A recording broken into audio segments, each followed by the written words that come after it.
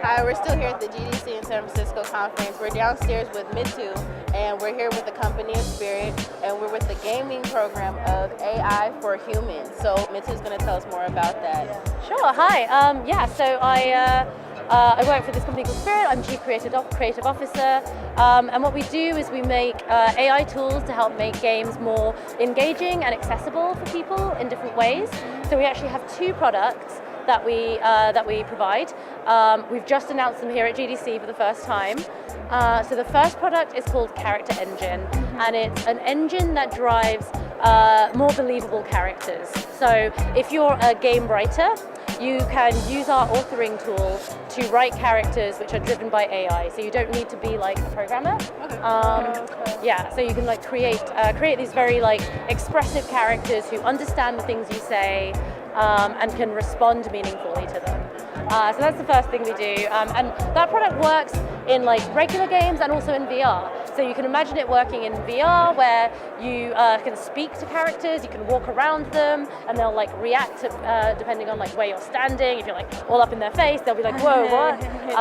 So it's kind of just really that dream of having much more natural character interaction. What was your high school like? My high school? Yeah.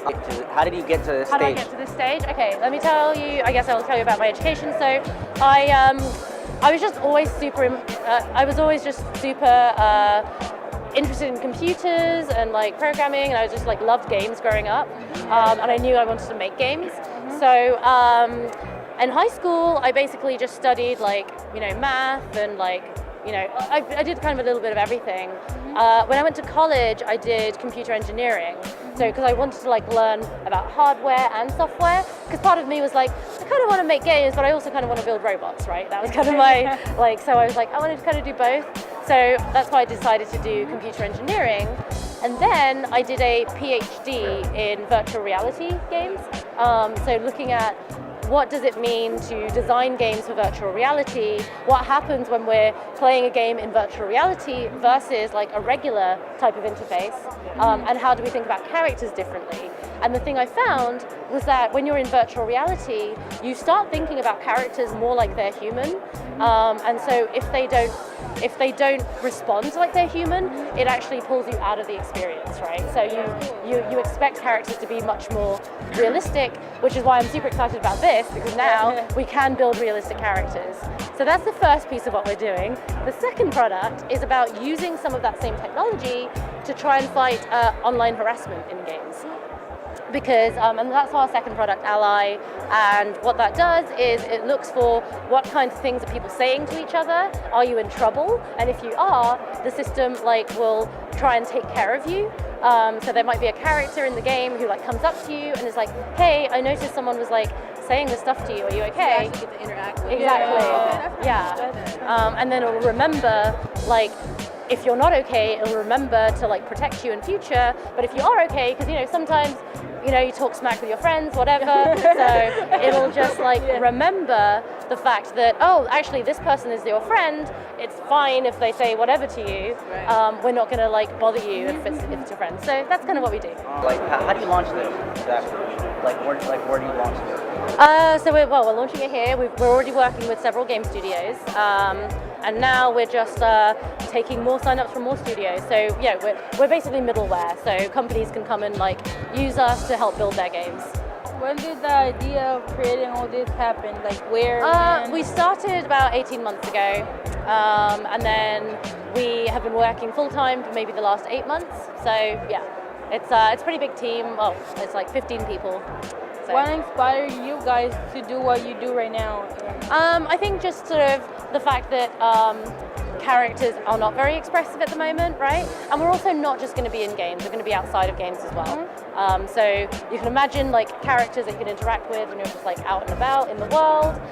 Maybe characters to help you make, make decisions about things. Maybe when you're so we're already talking to education providers, healthcare providers, and I guess we just want to get to a vision of reality where I guess there are much more sort of human interactions, right? That's what the AI for humans thing is about. How do you see technology expanding in the next 5 years?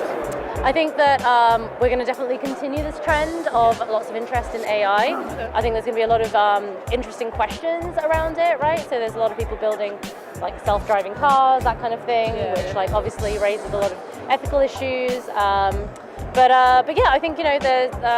I think that the number of types of technology available to us is just going to sort of explode, right? So, for example, if you take VR, right? I don't think VR is going to take anything over. It's not going to replace anything. It's just another type of interaction that we can have, right? So, yeah, I hope that helps. Yeah. What is a typical day at work like? So a typical day at work, I guess we would sort of talk to existing game development partners that we have, like try and manage sort of relationships with them, do some programming as well sometimes. Yeah, a little bit of everything. So I'm Chief Creative Officer, which basically means I wear multiple hats. I do like business stuff, I do programming stuff, I do design stuff. So yeah, it's cool, it's fun. What advice do you have for us in the tech world as future students? Sure. I mean, I think that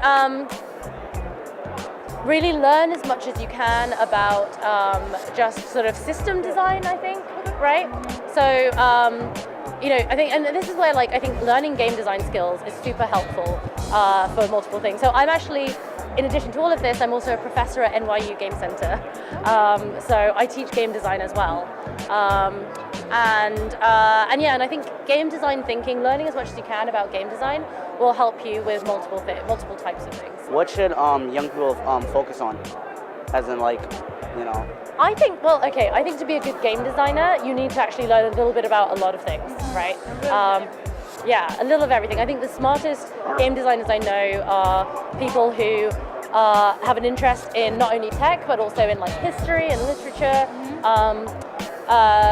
like a little bit of everything, because it gives you perspective to see like solutions which you might not see otherwise, right? If you're just interested in tech, you're just going to have this very narrow view, right? And you're going to replicate what's already there.